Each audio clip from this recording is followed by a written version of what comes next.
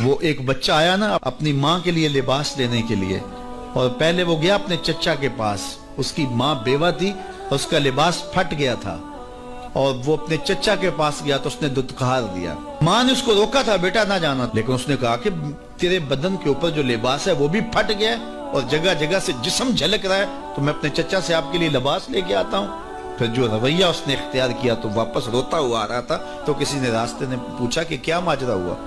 اس نے کہا چچا کے پاس گیا تھا ماں کے لیے لباس لینے، اس نے رلا کے بھیج دیا۔ اللہ اکبر۔ تو اس نے کہا کہ جا سین حرم میں محمد نام کا ایک شخص بیٹھا ہوا ہے، اگر تو اپنا دکھڑا اس کے سامنے پیش کرے تو وہ امید ہے تمہیں رد نہیں کریں گے، لیکن سن لے ان کا دین کوئی اور ہے۔ اللہ اکبر۔ اپنے ماں کے پاس آیا تو ماں کو کہا کہ چچا نے رلا کے بھیج دیا، لیکن آپ کی حالت مجھ سے دیکھی نہیں جا رہی۔ بچہ ابھی شعور کی منزلوں میں قدم رکھ رہا تھا، پہلے بہت چھوٹا تھا، اب اس کے اندر ایک جذبات تھے بچے کے اندر۔ تو ماں نے کہا کہ بیٹا نہیں، ان کے پاس نہیں جانا، سنا ہے کہ جو ان سے ملے دین دھرم چھین لیتے ہیں اس کا۔ اللہ اکبر۔ تو حضور علیہ السلام کے پاس جانے سے ماں روکنے لگی، لیکن بچے نے کہا کہ امی میں پکا رہوں گا، بتوں کا وفادار رہوں گا، تم اس ٹینشن کو، اس پریشانی کو چھوڑ دو۔ اور حضور کی خدمت میں حاضر ہوا۔ حضور صحن حرم میں چادر اوڑے بیٹھے ہوئے تھے، اور جا کے کہنے لگا میں پہلے بات آپ سے کر لیتا ہوں، آپ کا دین میں نے قبول نہیں کرنا۔ حضور مسکرا کے بولے بیٹا بتاؤ کس لیے آئے ہو؟ کہا میری ماں بے لباس ہے، میں آپ سے لباس لینے آیا۔ حضور نے چادر رحمت اتار کے اس کے کندھوں پہ ڈالی۔ اللہ اکبر۔ وہ واپس آ گیا اور ماں پر حضور کی چادر اڑائی۔ اللہ اکبر۔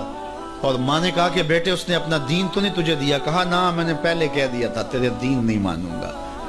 ماں کہنے لگی پتر اس کا دین ماننا چاہیے، یہ جس نے رحمت کی چادر ہمارے سر پہ تان دی۔ اللہ اکبر۔ تیری تک کے ادامہ میں مرید ہو گئے۔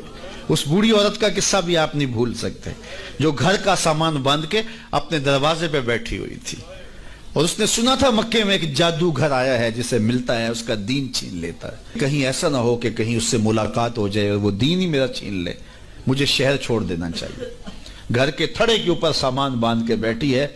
حضور بھی گزرے تو اس نے دیکھا تو کہا بھتیجے یہ سامان میرے سر پہ رکھ دے۔ حضور نے سامان اٹھایا، دیکھا تو بوجھل تھا، وزنی تھا، اور بڑھیا کو دیکھا تو کمزور تھی، تو کہا کہ بڑھیا اگر چاہو تو جہاں چاہتی ہو میں خود نہ چھوڑا۔ اس نے کہا اس سے بڑی مہربانی کیا ہوگی؟ حضور نے سامان اٹھایا ہوا ہے اور بڑھیا سے باتیں بھی کرتے جا رہے ہیں۔ تو بڑھیا کو کہا کیوں جا رہی ہے؟ اس نے کہا کہ سنا ہے یہاں ایک جادوگر ہے جو لوگوں کا دھرم لوٹ لیتا ہے، لوگوں کا دین لوٹ لیتا ہے۔ میں نے ساری زندگی بتوں سے وفا کی ہے، میرے آباء و اجداد نے بتوں سے وفا کی ہے، میں چاہتی ہوں دین اجداد ہاتھ سے چھوٹ نہ جائے، آخر اس شہر میں رہتی ہوں کہیں مل نہ جائے۔ خیر حضور نے کچھ نہیں کہا، اس کا سامان نہیں پھینک دیا کہ ٹھیک ہے تم پھر جاؤ۔ سامان اس کا اٹھایا اور جہاں تک اس نے جانا تھا سامان پہنچایا، سامان سپرد کر کے واپس پلٹنے لگے۔ تو اس نے کہا بچے اپنا نام تو بتا دے، لوگ کہیں گے کہ مکہ چھوڑ آئی ہو تو بتاؤں گی ایک جادوگر کے دکھ سے چھوڑ آئی ہوں، تو وہ کتنا برا بھلا کہیں گے شہر مکہ کو کہ جس مکہ سے لوگ نقل مکانی کرنے پہ مجبور ہو گئے، تو میں انہیں یہ بھی بتاؤں گی کہ جس مکے میں جادوگر رہتا ہے اتنا اچھا نوجوان بھی رہتا ہے، تو تیرا نام لیا کروں گی، تیرے قصیدے پڑھا کروں گے۔